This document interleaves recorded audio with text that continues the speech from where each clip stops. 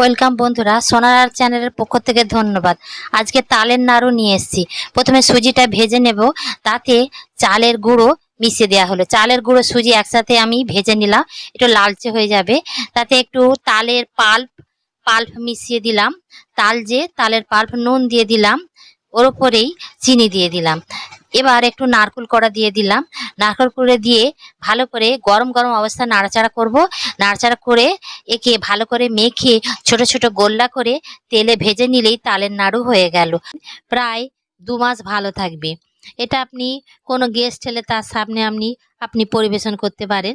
দেখুন, আষাঢ় মাসের পাকা তাল, তাল খেয়ে হো না বেতাল, খেতে খেতে দাও করতাল, গোড়ায় থাকে সাপ, কুড়োতে গিয়ে পেরোবে না বিল খাল, হয়ে যাবে তখন খারাপ হাল। বন্ধুরা, ভালো থাকবেন, সুস্থ থাকবেন। আবার পরের রিলসে দেখাবে।